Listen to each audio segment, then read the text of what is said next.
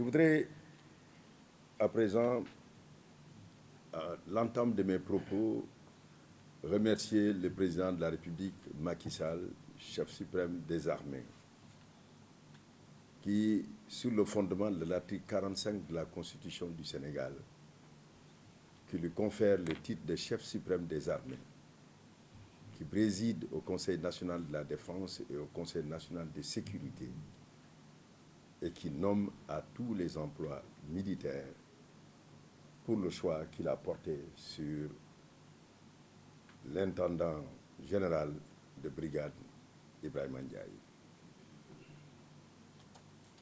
Je voudrais en même temps souligner qu'au même moment, il a procédé à la nomination d'un fait majeur, qui est la nomination d'une femme générale dans l'armée sénégalaise.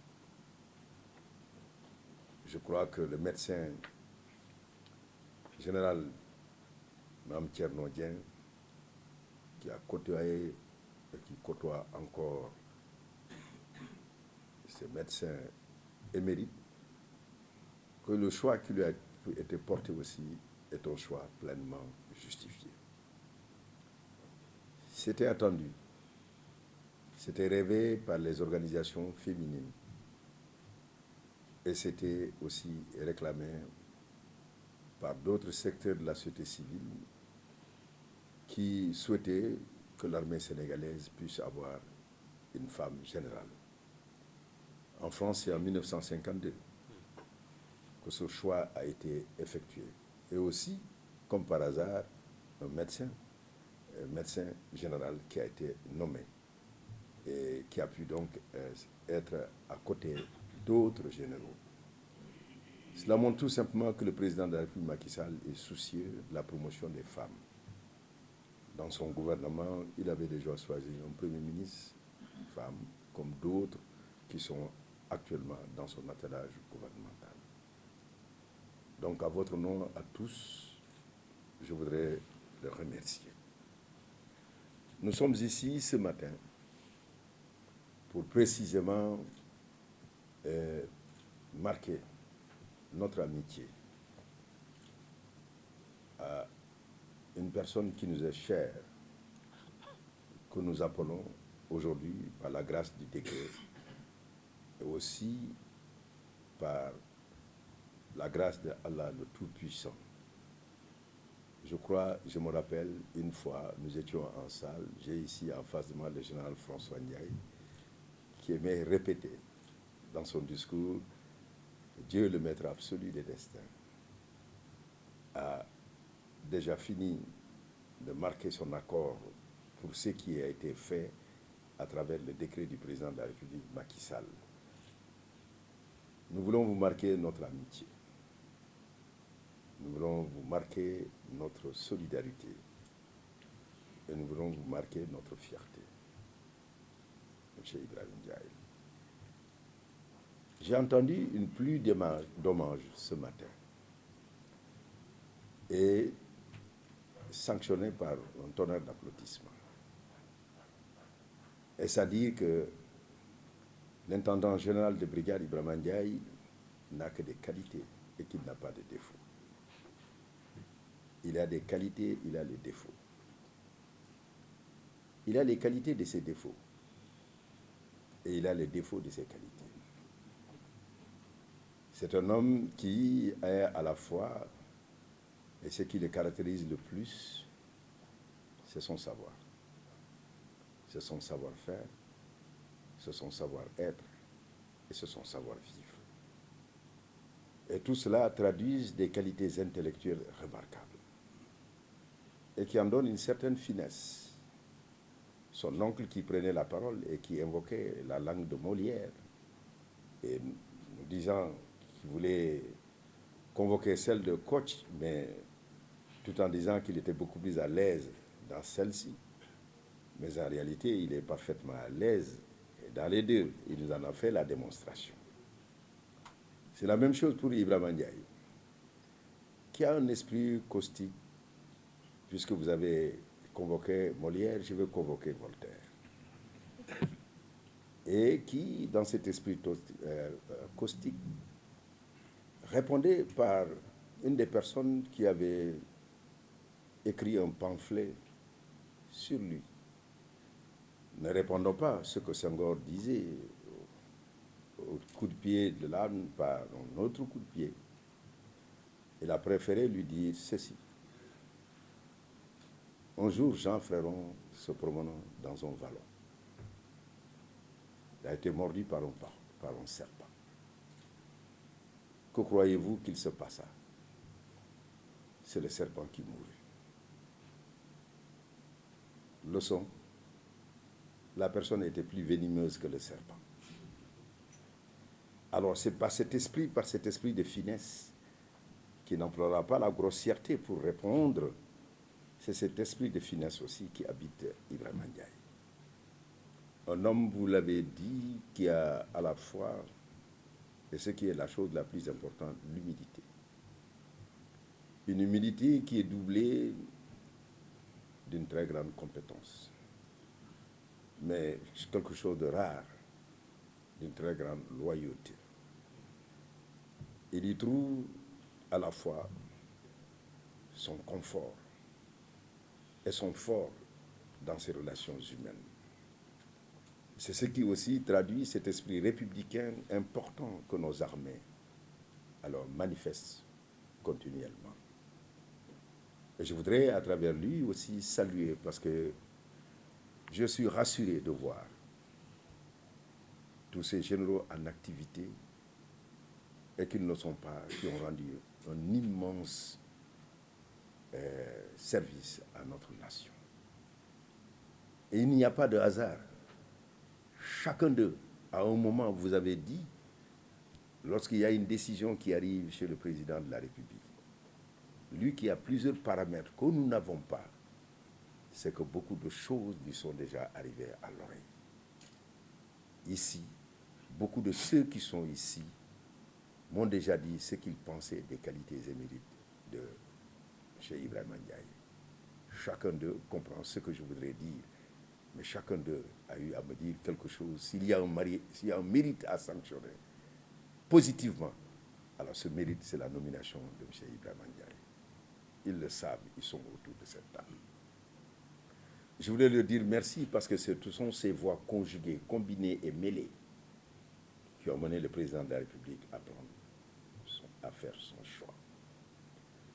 Je voudrais dire que officier émérite, parce que tous ceux qui sont ici, cela rappelle un esprit partagé qui me paraît être la chose la plus importante quand nous parlons de nos armées. Cet esprit républicain. Cet esprit républicain, parce que je rappelais à l'Assemblée nationale, la loyauté et qui guide et qui est une des caractéristiques de cette armée aussi, c'est que quand on se rappelle 40 ans de régime socialiste, et lorsque le 2 avril 2000, le président Abdoulaye Wade, sanctionné légitimement et constitutionnellement par le peuple sénégalais comme le président de la République, l'armée sénégalaise a défilé devant son nouveau chef suprême, sans état d'âme. Et lorsque le 2 avril aussi, 2012, c'est le président Macky Sall qui a eu l'onction du suffrage des Sénégalais, donc démocratiquement élus et constitutionnellement reconnus comme étant ce chef suprême des armées, l'armée a défilé avec aussi la même constance, la même prestance devant ce nouveau chef suprême. Cet esprit républicain est quelque chose de très important parce qu'il est cultivé à la base par les hommes et les femmes qui sont au sein de cette armée. C'est pour la renforcer que dans le cadre du format 2025, que le président de la République, l'articulant sur 4 points fondamentaux, à savoir la rénovation et la construction de nouvelles infrastructures, et aussi à savoir l'équipement, brave, preux, teigneux au combat, mais il faut des équipements modernes pour mener les guerres modernes. Mais aussi la formation, ce qui explique et justifie qu'il y ait la création des LIDES, l'Institut de défense du Sénégal, comblant un des vides qui nous handicapait, même si, de tout temps, le prestige de l'armée sénégalaise est reconnu. Aujourd'hui, l'école d'état-major, le corps supérieur l'école supérieure de guerre et en même temps le centre de documentation qui sont aujourd'hui et qui constituent aujourd'hui le lieu où l'élite de notre armée est formée. Je crois que le général Philippe, qui a été le premier, ne démentira pas, et les quelques pas qui ont été déjà conduits, alors nous ont déjà donné des motifs de satisfaction. Et nous voyons déjà que cette école est devenue une école qui a sa renommée parce que tout le monde voudrait venir et faire sa formation. La condition militaire, qui est le dernier élément, reste quelque chose de très important, son amélioration constante. C'est là où je termine pour dire qu'avec aujourd'hui les augmentations de salaire que le président de la République a fait, cela est très très important. Mais le logement, c'est cela, monsieur l'intendant général.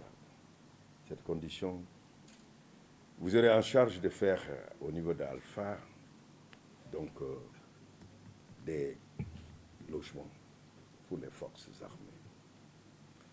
Mais vous avez déjà commencé, parce qu'ici, si nous sommes dans ce bel ensemble, je voudrais vous dire son histoire, parce qu'il faut la connaître. Lorsqu'il y a eu cet incident au niveau du building administratif, nous étions inquiets, ne sachant pas où nous devrions aller. Et c'est en ce moment que le SEMGA, le général Wade, que je remercie, a eu à me dire, mais il y a ici cet ancien, donc cette résidence qui est dans un état un peu vétuste, que vous pouvez en tout cas changer. Dès 2019, les commandes ont été faites, tenant compte du fait que si on veut des navires, il faut au moins 3 années de construction. Par cette anticipation, au mois de juin, le mois prochain, nous aurons notre premier navire équipé avec une puissance de feu capable en tout cas d'assurer en haute mer nos installations pétrolières. C'est ça l'anticipation et la prévention. Donc déjà, ce que nous avons ici, ce qu'il va aller faire, et ce sur quoi il va exceller, c'est de faire ces logements pour les militaires. Je voudrais tout simplement vous dire, chez Ibrahima Ndiaye, et tous ceux qui m'ont précédé ont dit les sentiments multiples qu'ils partagent à l'heure actuelle. Mais en les résumant, 2 sentiments. Le sentiment de fierté, de la reconnaissance de l'État, de la nation matérialisée par le décret du président de la République, mais aussi le sentiment de tristesse de devoir se séparer d'une personne qui a donné le mieux de lui-même chaque matin avec chacun des personnes qui sont ici, avec qui il a eu un commerce agréable. Je voudrais vous dire, mais entre les deux, nous voudrions vous voir aller loin. C'est peut-être une étape, les autres étapes qui viennent, soit des étapes qui vous comblent. Mais lorsqu'on parle de réussite d'une personne dans ses missions, n'oublions jamais la part de sa famille. Ce qui explique ici que son oncle soit là. Et lui-même, il a eu à me dire, le colonel Mayata Ndiaye est mon oncle, celui qui m'a pris la main et qui m'a dit que tu dois être dans les armées. Donc, ceci est un fait important que j'ai retenu. Et comme j'ai retenu aussi, et c'est lui, cette fois-ci, qui me l'a peut-être caché, mais qui ne me l'a pas dit, mais c'est mon ancien SEMGA, ambassadeur aujourd'hui en Turquie, le général Segei, qui me l'a dit. Il m'a dit, savez-vous celui avec qui vous travaillez, quel est son surnom? J'ai dit non, c'est Djolof. Il m'a dit, moi je retiens particulièrement lorsque j'étais dans une situation difficile, encerclée, quand nous étions en Casamance, quand on a appelé l'équipe, en tout cas qui est venue au secours, c'est bien lui qui l'a conduit. C'est lui qui me l'a dit. Cela veut dire, reconnaissez ici ce que je ne savais pas, mais ce que je devinais. Mais le témoignage le fonde parce que c'est un chef qui le dit, que c'est un soldat vaillant, courageux, et qui a toujours fait preuve d'abnégation et de résilience dans l'effort pour pouvoir atteindre les objectifs qui lui sont assignés. Vous le continuerez par la grâce de Dieu. Et nous lui demandons, avec ses abondantes grâces, que vous soyez richement bénis dans ces missions qui vous sont confiées. Mais nous avons la claire conscience qu'il en sera ainsi, parce que vous portez parfaitement bien les valeurs qui ont été les valeurs qui sont les siennes, dont a rappelé votre oncle, au niveau du Jolof, à travers l'éducation qui vous a été transmise, éducation complétée aussi par les lieux où vous avez eu à exercer avec d'autres, dont le général Moussa Fall, qui est fier de vous, qui a particulièrement témoigné sur les qualités exceptionnelles de soldats aussi, vos qualités académiques et surtout humaines, dans des endroits où vous n'y étiez pas. Et je voudrais pouvoir dire que donc l'autre lieu où vous avez eu votre formation militaire, on vient de le rappeler tout de suite, le Khel, le Diom et Fit, nous savons que tout cela confondu ne peut donner qu'un épicier mérite. Je ne voudrais pas dire beaucoup plus de choses et je voudrais m'en arrêter là. Si vous étiez en Touba, on aurait dit que peut-être que vous alliez rougir, mais vous n'en êtes pas un, mais vous avez pu alors ressentir que l'ensemble des éloges que vous ont été adressés ne sont pas flatteurs, mais ils correspondent à la réalité. Et je voudrais aussi témoigner vos qualités aussi d'écriture, et que vous avez donné un excellent ouvrage qui est le manuel de procédure que le président de la République a remercié, a lu avec beaucoup d'intérêt et qui est devenu le manuel aussi de base de la DCMP et ensuite maintenant de ce qui fut à l'époque cet organisme qui s'occupait de l'approbation des marchés et qui a changé aujourd'hui le nom. Intendant général de brigade Ibrahima Ndiaye. Dieu vous bénisse.